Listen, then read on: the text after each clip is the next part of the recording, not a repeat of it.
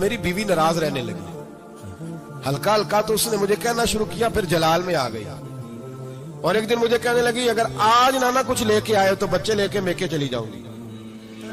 आप फरमाते मैं बड़ा परेशान हुआ, निकल गया फजर पढ़ के काम की तलाश में। मैंने जोहर तक तलाश किया लेकिन मुझे काम न मिला।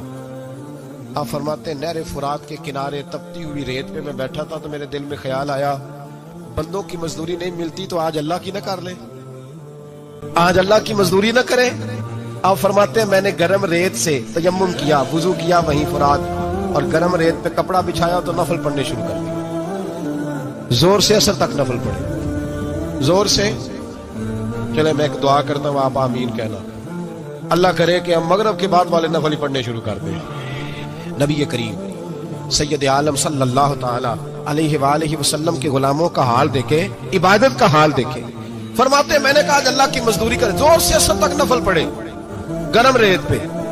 और जब असर हुई ना तो मैंने अपने रुमाल में ना थोड़ी सी रेत बांध ली। घर की दीवारें छोटी छोटी थी। मैंने कहा बीवी ने देखा ना खाली हाथ आया है तो अंदर से शोर करेगी, हम साहिब भी सुनेंगे, तो चलो जब देखेगी ना रुमाल में कुछ है हौसला करेगी, जब अंदर जाऊंगा तो समझा लूंगा। आप मुस्कुरा रहे हैं ना हल्का हल्का, इसका मतलब है इन बातों में काफी सदाकत है। पुराने बुजुर्ग कर गए तो इसका मतलब ये है कि इनमें बहरहाल काफी हद तक सदाकत है। ये शोर होते रहते।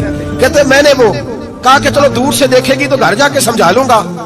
आप फरमाते पहले मेरी बीवी दरवाजे पे बैठी रहती थी, बच्चे बैठे रहते थे, मुंतजिर होते थे कि कुछ लेके आए, घर में फाका होता। आज मैं गया तो शोर ही कोई नहीं, कोई शय नजर ना आई। वो रेत से भरा हुआ मेरा पन्नू मैंने दरवाजे के साथ रखा, अंदर चला गया।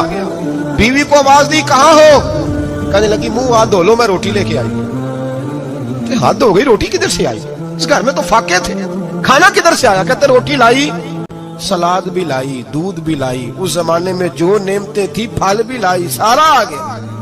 मैंने घूर के देखा, मैंने कहा किधर से आया ये सारा कुछ? कहां है बच्चे? कहने लगी रोटी खा के बाहर निकल गए। मेरे दिल में ख्याल आया मेरी बीबी का किरदार तो चांद से ज्यादा उजला है, तो ये सारा कुछ कैसे आया? मैंने कहा ये कहां से आया सारा कुछ? तो कहती है मेरी तरफ देख के कहने लगी पता नहीं आज किस करीम की मजदूरी करने, पता नहीं किस करीम की मजदूरी पे चले गए थे। जोर हुई है तो उसने अनाज की बोरियां भेजी है, चावल भेजे हैं, फल भेजे हैं, इतना कुछ भेजा है कि मेरे घर में रखने को जगह ही कोई नहीं।